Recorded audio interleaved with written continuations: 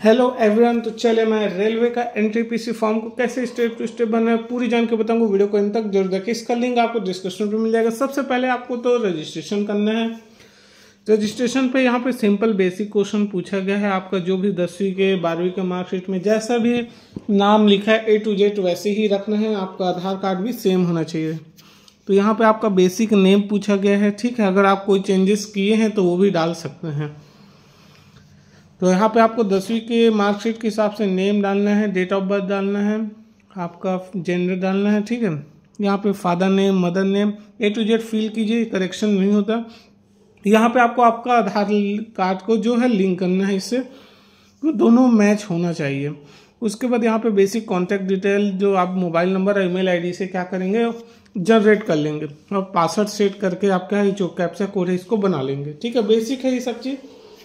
ये सब चीज़ करने के बाद आपका आईडी जो है जनरेट हो जाएगा। वन टाइम आईडी बनाना है और जितने भी रेलवे का फॉर्म आएगा इसी आईडी से लॉगिन होगा। तो मैंने आईडी बना लिया है। अब यहाँ पे मैं आपको पहला स्टेप में फॉर्म को फिल करके दिखाऊंगा।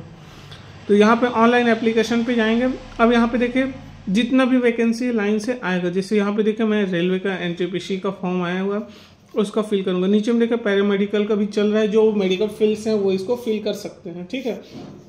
तो मैं जो कि छत्तीसगढ़ के बिलासपुर जोन से भरूंगा, तो बिलासपुर मैंने फिल कर दिया है। केयरफुली भरना है सारा इन्फॉर्मेशन को। तो जो भी बेसिक डिटेल आपने फिल किया था यहाँ पे आ जाता है, कोई करेक्शन नहीं होगा यहाँ पे, इसलिए वहाँ पे केयरफुली फिल कीजिए रजिस्ट्रेशन करते समय। जो बेसिक डिटेल यहाँ पे आप पूछेगा वो देख लेते हैं, ठीक है। नेम, फादर नेम, ये सब चेंजेस नहीं होगा। जो बेसिक डिटेल्स है कि आप मैरिड हैं, अनमैरिड हैं, आप किस धर्म से आते हैं, ठीक है। आपका मदर टंग क्या है, हिंदी इंग्लिश जो भी है, आपका परमानेंट और जो यहाँ पे पूछ रहा है लैंग्वेज क्या है, आपका हिंदी डालिए। अब यहाँ पे आपको आइडेंटिफिकेशन, आपका फेस, हाथ, कहीं भी अगर कुछ भी आइडेंटिफिकेशन है तो डाल दीजिए। जैसे मेरे फेस में मोल ऑन जो तिल है उसको मोल ऑन फेस बोलते हैं, अंगूठे में तिल है, तो ये सब चीज़ डाल देते हैं। अगर नहीं है तो अब यहाँ पे नो लिख दीजिए, ठीक है, नो मार्क करके। अगर कुछ भी नहीं है तो, जो कि मेरे में है तो मैंने इसको फिल कर दिया है, ठीक है। अब यहाँ पे आता है आपका कम्युनिटी, आप किस कैटेगरी से आते हैं, ST OBC जनरल से। तो आप जिसका भी फिल करेंगे, जैसे मैं OBC का कर रहा हूँ तो OBC का रजिस्ट्रेशन नंबर जो हुआ है, सर्टिफिकेट नंबर इशू होता है उसको डालना है, ठीक है। इसमें स्टेट और सेंट्रल दोनों OBC होना चाहिए आपके पास, ठीक है, जो कि अपना अपना स्टेट का अलग अलग होता है। यहाँ पे उसका मैं सर्टिफिकेट नंबर फिल कर देता हूँ। और यहाँ पे कौन ऑथराइज्ड किया है इसको, जो कि जाति प्रमाण पत्र को अनुभवी अधिकारी सब डिविजनल ऑफिसर होते हैं वो करते हैं, जो कि छत्तीसगढ़ से इशू हुआ है। कब इशू हुआ वो मैं यहाँ पे फिल कर दिया हूँ। आप अपने जाति प्रमाण पत्र में देख सकते हैं, डेट में जब सिग्नेचर करते हैं तो वहाँ पे लिखा रहता है कब इशू हुआ रहता है, ठीक है। तो आप इसको केयरफुली फिल कर लीजिए। मैं यहाँ पे फिल कर देता हूँ इसको। वीडियो को आराम से देखिए बिना कोई गलती किए, क्योंकि एक गलती भी आपको अगर मॉडिफिकेशन करेंगे ना तो आपको चार्जेस देना पड़ेगा, लगभग 200-250 रुपये चार्जेस है मॉडिफिकेशन का। एक गलती जो मैंने किया था वो मैं बताऊँगा कहाँ पे हुआ था, आप वो गलती ना करें, ठीक है। यहाँ पे आपका एड्रेस डाल दीजिए, छत्तीसगढ़ से हैं, जैसे भी डिस्ट्रिक्ट आपका क्या है वो आपका एड्रेस क्या है वो सारा फिल कर लीजिए। उसके बाद आप विलेज से आते हैं, सिटी से आते हैं, टाउन से आते हैं, वो फिल कर लीजिए। और सेम एस करने के बाद परमानेंट एड्रेस भी वही है। ये हो जाने के बाद आपको हर बार जितना भी फिल करते जाएंगे ना सेव करते जाना है, ताकि जितना डाटा जो किए हैं वो सेव होते जाएगा। जब तक फाइनल सबमिट नहीं करेंगे आप इसको एडिट कर सकते हैं। सेव कर दिया, ये पेज हो गया। उसके बाद नेक्स्ट किया। अब यहाँ पे आपको कुछ बेसिक पूछा है कि आप एक सर्विसमैन है, डिसेबिलिटी है क्या, ये सारा इन्फॉर्मेशन आपको फिल करते जाना है बेसिक में, ठीक है। अगर आप बैकवर्ड क्लास से आते हैं तो यस कीजिए, नहीं तो नो करके आगे बढ़िए। अगर आप रेलवे के एम्प्लॉय हैं तो भी इसमें फिल कर सकते हैं, अगर डिपार्टमेंट के हैं तो भी फिल कीजिए यहाँ पे। उसके बाद ये सबसे इम्पोर्टेंट है, जब 500 रुपये फीस है, ठीक है, OBC और जनरल के लिए, तो आपको क्या होगा, जो फीमेल स्कूल है तो 250 है। यहाँ पे बेसिक आपका बैंक अकाउंट को डालना है, ये रिफंड के लिए। जब आप एग्जाम देंगे ना तो OBC वाले 500 है, उसमें से 400 रुपये रिफंड आएगा। तो केयरफुली इस बैंक अकाउंट को दीजिए। अगर आप कहीं भी CSC सेंटर में भी एग्ज़ाम फॉर्म फिल कर रहे हैं तो याद रखना यहाँ पे आपका ही होना चाहिए, ठीक है, आपका बैंक अकाउंट। ये हो जाने के बाद आगे बढ़े, यहाँ पे एजुकेशन डिटेल पूछ रहा है। ये देखिए, सबसे पहले एजुकेशन डिटेल में आपको 10वीं का मार्कशीट अपलोड करना है। याद रखना 10वीं का डिटेल भरने के बाद मार्कशीट अपलोड करना है। CSC से भी करवा रहे हैं तो भी आपको 10वीं का मार्कशीट ले जाना है, वो अपलोड करेगा यहाँ, सिर्फ 10वीं का मार्कशीट। बेसिक डिटेल जो रोल नंबर पूछते हैं, छत्तीसगढ़ से कौन सी स्टेट से पास हुए, ये सारी चीज़ यहाँ पे करना है अपलोड। यहाँ पे मैंने एक गलती किया था, जब आप ग्रेजुएशन का डालते हैं तो यहाँ पे पूछा जाता है क्या आप कंप्यूटर हिंदी टाइपिंग में मतलब आपको आता है, तो यस फिल करना है, ठीक है। मैंने किया था, बार बार बैक करने के कारण मेरा नो हो गया।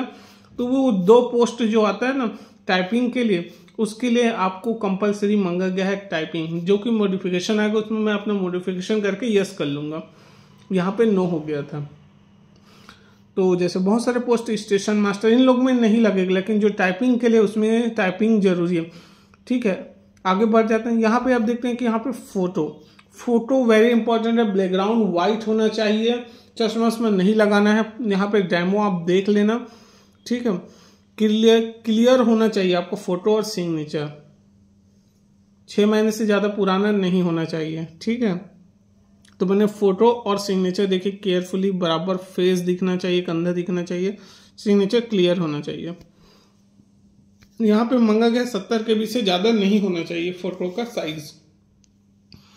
आप बाकी गूगल से भी सर्च करके इसको बना सकते हैं। बैकग्राउंड अगर है तो बैकग्राउंड भी हट जाता है, वाइट हो जाएगा।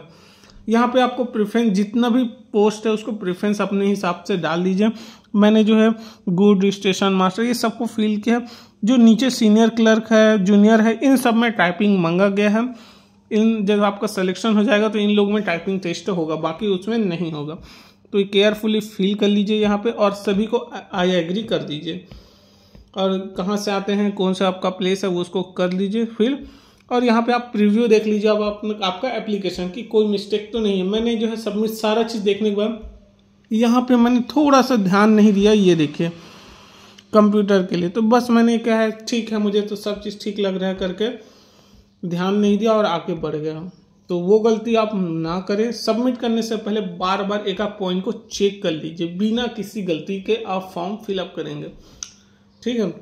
तो यहाँ पे आपको 500 रुपये पेमेंट करना है। पेमेंट जो है आप UPI, डेबिट कार्ड, जिससे करना चाहें आप कर सकते हैं। आराम से केयरफुली फिल करना है ताकि जो है आपको सक्सेसफुली पेमेंट भी हो जाए। तो यहाँ पे मैं सक्सेसफुली केयरफुली पेमेंट कर लिया हूँ। देखिए सक्सेसफुल, जैसे मैं OTP जो भी आया हुआ ये सारा चीज़ मैं फिल कर लिया और सक्सेसफुल हो गया। ये रिसिप्ट है, इसको रिसिप्ट को आप सेव करके रख लीजिए, कई बार काम आता है, ठीक है। कहीं भी आप सेव करके रख लीजिए। उसके बाद बैक आएंगे तो आपका एप्लीकेशन फॉर्म सक्सेसफुली सबमिट हो गया। जब पूरा सबमिट हुआ उसके बाद मैंने गौर से पढ़ा कि मेरा यहाँ पे जो हिंदी इंग्लिश टाइपिंग के लिए जो मांगा गया था वो नो हो गया था। अब यहाँ पे कोई चांस नहीं होता इसको एडिट करने का, सीधा आपको मॉडिफिकेशन करना है।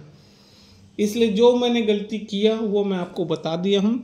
ग्रेजुएशन का जब भी डिटेल भरते रहेंगे वहाँ पे यस और नो का आता है, उसको यस करके आपको सेव करना है। वहीं पे मैंने गलती किया था, सेव नहीं कर पाया था, अच्छे से चेक नहीं किया था और आगे बढ़ गया था। तो वीडियो अच्छा लगा तो चैनल को जरूर सब्सक्राइब कीजिएगा। कोई भी डाउट हो तो कमेंट जरूर कीजिएगा।